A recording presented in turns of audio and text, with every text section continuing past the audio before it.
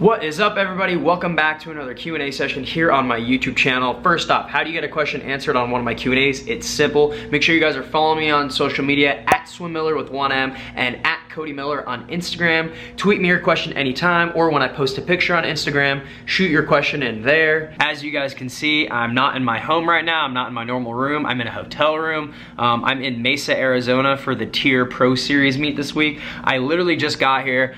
I flew out this morning, woke up at like 3:30 a.m., had a 6 a.m. flight. It's now like 9 a.m. here. I've got about 20 minutes until I gotta go start doing stuff, so I figured I'd finally get to some of those questions you guys sent in a few days ago. So here we go. Dang, look at that light. It is so bright in here. I'm facing a window right now. Looks good. All right. Our first question today comes from Lee, and Lee asks, remember your age group swimming. How did you re-warm up before an event after sitting on deck waiting for your event? Yeah, that's a really great point. To this day, I practice the 2 warm-up method. So I have a main warm-up that I do when I get to the pool. I do my stretches, I do my active dynamic warm-up, and then I get in the pool and I do my meet warm-up, and then I get out, and I usually get out, 45 minutes to an hour before I race. And then I get in again about 20 minutes before I race. But back in the day, when I was an age group swimmer, you do the main meet warm-up when the pool was open, and then when they would close the pool to start the meet, and it's like a 3-hour prelim session, and you've got to swim 2 hours later. You pretty much have to get in, and I would say do at least half of what your original warm-up was to kind of re-warm yourself up. So if you did 1,500 warm-up in your main meet warm-up, I would recommend, 20 or 30 minutes before your race, getting in and doing another 600 or 700 warm-up just to kind of loosen up. But the biggest piece of advice I can give is try not to just sit in one place for too long. You don't want your back to tighten up. You don't want your legs or your muscles to seize up too much. You want to try to stay active, so sitting on the bleachers like this for an hour at a time is really not conducive for good racing. So I would recommend finding a place where you can like lay down and sprawl out. When I go to meets, I look for a place where I can lay my yoga mat down and I can stretch out and relax so I don't feel cramped. I know that's hard at a lot of pools. It's really, really difficult when there's not a lot of deck space. So the biggest piece of advice I can give for that is just try to walk around, try to get up, try to move, try to stretch out a little bit, just prevent yourself from locking up and tightening up. And if that means, hopping in the pool every 30 minutes just to even swim a 50 to loosen yourself up, then that's kind of what you got to do. Our next question comes from Anna, and Anna asks, if you don't get recruited by colleges, do you have to be on a high school team, or would your club team be enough? Okay, so I guess the way I interpret this question is, when colleges are looking at you to be recruited, is high school or club more important? Do you have to swim one or the other in order to get recruited? And the answer is neither. Times are times, and your swimming ability is your swimming ability, whether you swim high school for a high school team only, or whether you swim club for a club team only. Yeah. Doug asks, why do you always wear your hat backwards? It's just, I like to. Does it look better on forwards? Does that look better? Livia asks, what do you eat before racing? I get this question all the time. You guys are always asking me about food, and that's cool. I will continue to answer those questions. For the purpose of this question, I'll show you. I just got lunch before I got here. I know it's like super early here in the morning, but I already had breakfast when I left Indy, and I went to this place called Salad and Go.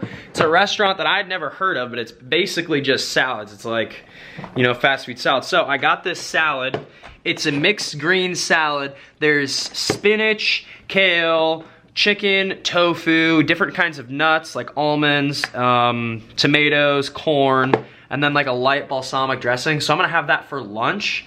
I know it's a salad, but there is a pretty solid amount of protein here. It's, chicken and tofu. So that's what I'm having before my meet today for lunch, because I race tomorrow. We'll always be eating tons and tons of greens, training or before meet, lots of greens. George asks, what time do you go to bed before training? Well, right now I'm training with a college team, and so we hit the water at 5:45 in the morning. So I wake up at 5 a.m., sometimes a little bit before 5 a.m. every day, which means I go to bed at the latest 9 p.m. If I'm in bed after 9 p.m., I'm usually not a very happy camper. Yeah, my wife and I usually hit the bed at like 8:45. And a lot of times people are like, you're crazy for going to bed that early. I don't know how you do it. How do you do it? It's like, I do it because I like waking up in the morning and feeling good. And despite how early I wake up, even if it's 5 a.m. or 4:45 a.m., if I go to bed early enough, I'll wake up in the morning at that time and I'll feel good. Like I'll feel alert and, you know, and I'm okay with that. So, you know, you got to do what you got to do. Sophie asks, what were your thoughts on going into your first national level competition? Yeah, I was terrified, just like anybody else. I was 15 years old when I went to my first USA Swimming National meet. And I remember seeing a lot of fast swimmers. I remember seeing Michael Phelps at nationals. I remember seeing Aaron Pearsall at nationals, like world record holders. And it was daunting, right? Like I was like, I don't belong here. It was a scary, scary feeling. You know, despite the fact that I had dreams of being like those guys one day, you know, seeing them swim in a meet for the first time and racing the highest level competition in the country or in the world for the first time, it's a little nerve-wracking. So like, you know, I was nervous. It's okay to be nervous. Mustafa asks, can you do a video on pectus excavatum soon? He's referring to my sunken chest, right? This weird thing. I will do a video on that. I'm gonna get around to it. There's a reason I haven't done it yet, but it's gonna come. It's like something I'm really, really excited about, but I've gotta wait to do it, but it's coming. It's gonna be great. Brady asks, are you going to the 2020 Olympics? And if so, what are you swimming? Okay, so for those of you that don't know, the United States qualifies their Olympic team 1 month before the actual games. So I don't know if I'm going to the 2020 Olympics. The answer is I hope so. I'm training for the 2020 Olympic Games. That's 2.5 years away. So I don't know. You know, I'm gonna keep working hard and keep trying to do things the right way to try and put myself in the best position possible to qualify for that team and you know, to make that dream again. But the answer is, what will I be swimming? Probably breaststroke. Probably the 100 or maybe the 200 breaststroke. Those are the events that I'm training for. Yeah, so it's a little crazy to think that, you know, you won't know if you're going to the Olympics until 30 days before the games start. But, you know, that's how we do it. That's the nature of our sport. And, you know, honestly, that's kind of what makes it a little bit awesome. Grace asks, what's some advice for someone going into high school swim next year? 2 things. Number 1, work really hard. That's a no-brainer. Just do your best, honestly. Don't cheat yourself. And number 2, make sure that you're enjoying it. Make sure you're having fun. Make sure that you're making friends with the people around you, and make sure that you're doing like a fair amount of goofing off. Because like, you gotta be super serious, you gotta have goals, you gotta work hard, but you also gotta have fun, and you gotta goof off to have fun. So, yeah. Anime Kid K, I think that's how you say it, asks, what makes Tier more unique than other companies?